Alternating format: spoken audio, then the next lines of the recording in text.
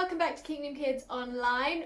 Thank you for joining us for our last part of the story of Moses' life. This is the last episode of 6, so I hope you've enjoyed this series. We're going to be seeing what happens towards the end of Moses' life and kind of where the Israelites are in the story at this point.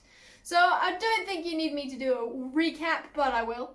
So we had baby Moses. He grew up as an Egyptian and then he ran away. He heard God speak to him. God told him to go and rescue the Israelites out of slavery from the Egyptians, which he did.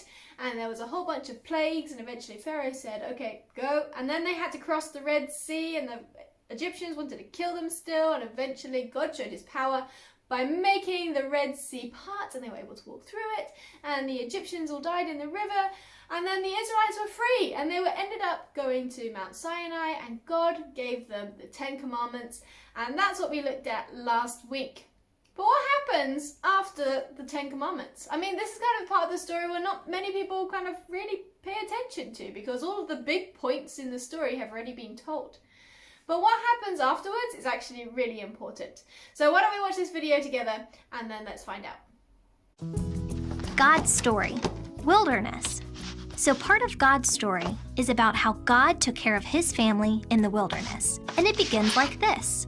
For many years, God's family was stuck as slaves in Egypt. So God chose a guy named Moses to lead them out of slavery and into an amazing home called Canaan, or the Promised Land, where they could be free. From the moment the Israelites left Egypt, God made it clear that he was with his family. He led them with a cloud during the day and a pillar of fire at night.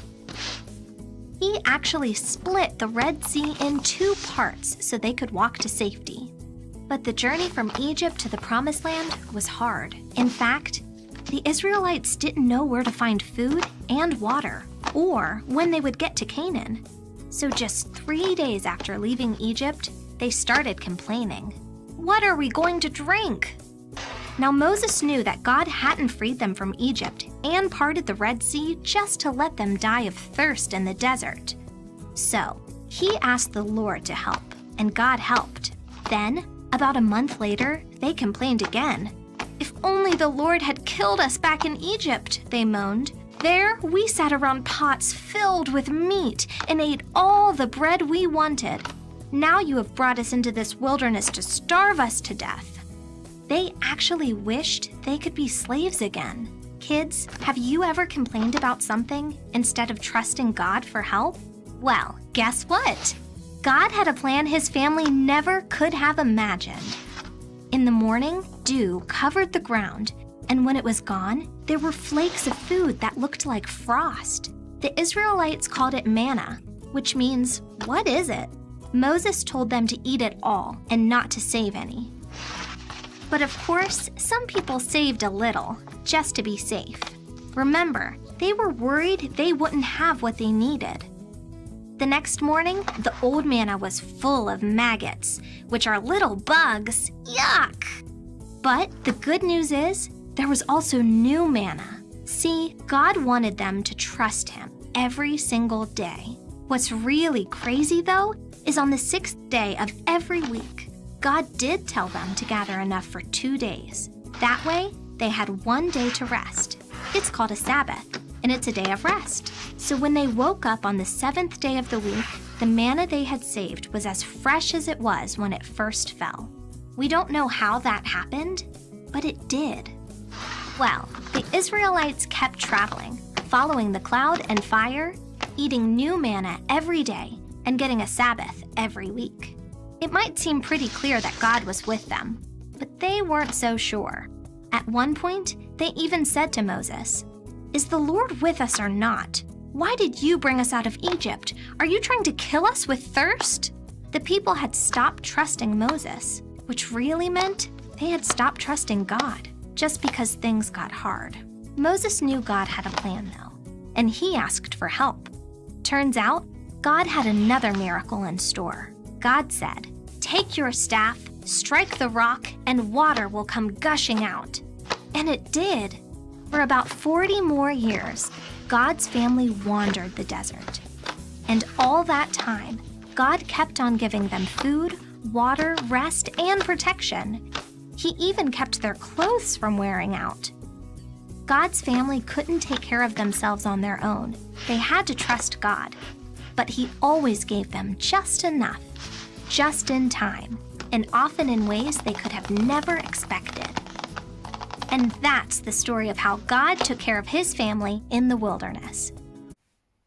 So hopefully we're all together on the story so far, that we've got this group of people wandering around the desert. Now, God actually told the Israelites through Moses that they should go straight to the promised land, to the land that God had given them. But the thing is, well, these Israelites were very good at grumbling, like the video said. And they basically told Moses and told God that they didn't want to. They were scared.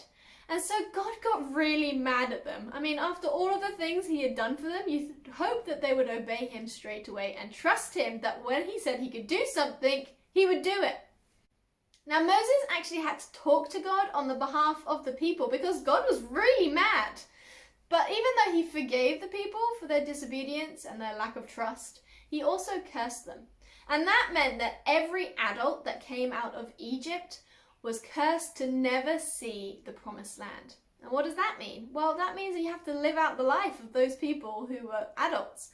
So that meant that the Israelites had to wander the desert for 40 years. The thing is, they brought it on themselves. It was their own fault for lack of trust. If they had just trusted God and what God had said He could do, they would have been able to spend maybe a few weeks in the desert rather than 40 years. But the really cool part of this story is that even though God cursed them and made them wander, He also provided for them every single day by giving them manna and quails and providing water in a desert.